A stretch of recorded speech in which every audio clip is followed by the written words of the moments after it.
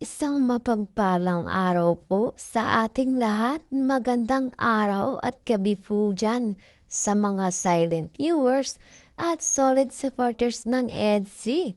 Mega love shout out po at kamusta po kayo? So yun mga kalingap, may panibago na naman po tayong pag-uusapan patungkol nga po dito sa EDC. Grabe, itong si Papa Eds natin. Gaano nga ba siya kasuporta dito kay Beyonce? At alagang-alaga si wifey ni Papa Eds at natatakot na baka kung ano ang mangyayari dito kay wifey Beyonce niya mga kalingap. At yan nga po ang ating pag-uusapan na maya na lamang. Pero bago po yan, kung bago ka pa lang po sa aking munting YouTube channel, pa-like, share, and subscribe na rin po at pakipindot na rin po ng notification bell para nang sa nga po lagi po kayong updated sa aking i-upload na video. At syempre, paalala rin po, bago po tayo magbigay ng mga komento at opinion, itapusin po muna natin ang kabuuan ng video. Nang sa ganun nga po, akma po ang ating i-comment mga kalingap. At lagi ko rin nga pong hiling sa inyo. Suportahan po natin ang mag-ama na matubang. Napakaganda nga po yung ipinapakita nila sa atin. Mga pagbibigay saya at tulong sa ating mga kababayan suportahan po natin at i-marathon mga kalingap nang sa ganun nga po marami pa po silang matulungan. Lalong-lalo na nga po dyan, yung mga kapos sa pangangailangan malingap nila. At syempre, huwag po natin kalimutang suportahan ang kanilang may bahay na si Ate Edna Vlogs at Jackie Tapia.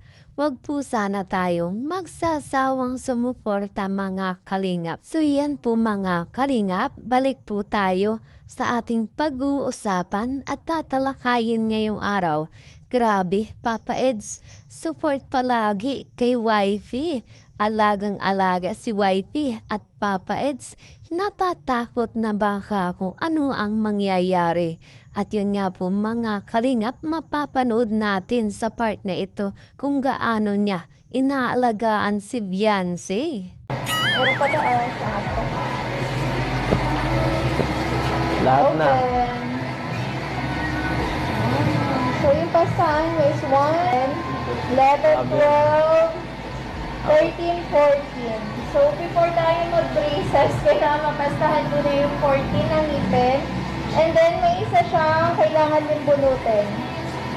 So before natin gawin ang braces, yun muna. Taas. So oral rehab muna tayo. Ngayon, ilan ang kaya mo? Kaya mo bang mga nang matagal? Madami-dami yan. Na itong sa harap ng dalawa. Ha? And then, Parang linis man lang iba. Parang linis-linis lang. Grabe naman po talaga mga kalingap. Pati nga po sa ganito talagang andyan pa rin si Papa Eds todo suporta dito kay wifey Beyonce. At gusto niya talagang itong si Beyonce maging maayos, maging maganda sa lahat mga kalingap. At sa kaalaman nga po ng lahat, dahil nga rin po kay Papa Eds maraming nagbago dito kay Beyonce. Tulad na lamang nga po nito at yun nga po mga kalingap maging sa iba pang bagay. At kung paano nga po humarap sa maraming tao at naalala po natin mga kalingap, nung una pa lamang talagang napakamahiyain na nitong si Beyonce. Pero nung tumagal mga kalingap at halos umabot na nga po siya ng 2 taon dito sa kalingap talagang makikita natin na talagang sanay na siya sa mga tao lalo na nga po sa mga team kalingap. At yun nga po mga kalingap, sa ngayon si Beyonce labis-labis talaga ang pasasalamat dito sa kanyang Papa Eds at yun nga po dahil sa suporta at pag-aalaga sa kanya na pati nga po mga magulang niya talagang nagpapasalamat dito kay Papa Eds. Laking pasasalamat ni Beyonce dito kay Papa Eds sapagkat kung hindi nga po itong si Papa Eds ang kanyang kalatim siguro mga kalingap may mga ibang bagay na hindi talaga nabago sa kanya. At nakikita natin kung gaano kaseryoso itong si Papa Edu dito kay Beyonce at talaga namang ito na nga niyayaya niya ng pakasalan itong si Beyonce.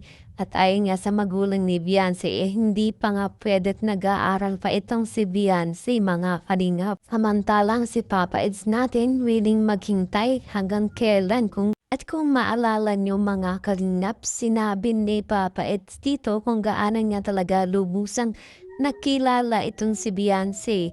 At ito nga po mga kalingap, balikan po natin at panoorin. Ano ba yung ugali ni Beyonce na wala yung ibang babae? Mas madali siya kasi makisamahan. Simple lang.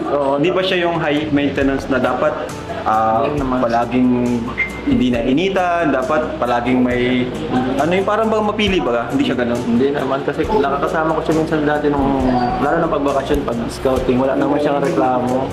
Ano lang, medyo lagi lang late pero bukod dun wala kang problema. Oo nga, no? Pero ano, alam mo, nakikita ko, pares na pares kayo.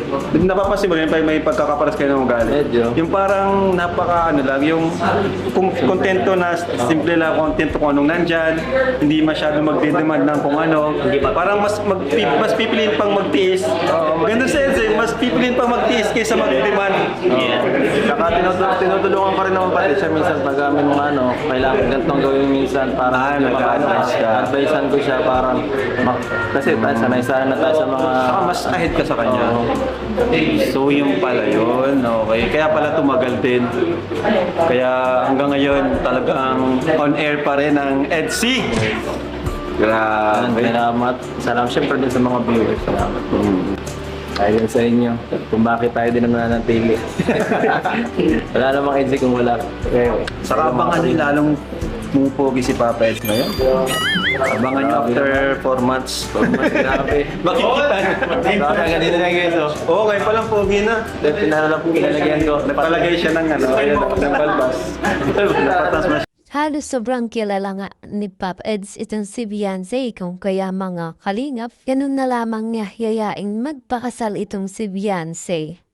At kung kailan pwede na itong si Beyonce natin mga kalingap. Pero nga po sa ngayon ay talagang hindi pa pwede mga kalingap kaya antay-antay po tayo sa darating na panahon at pagkakataon dito sa dalawa mga kalingap.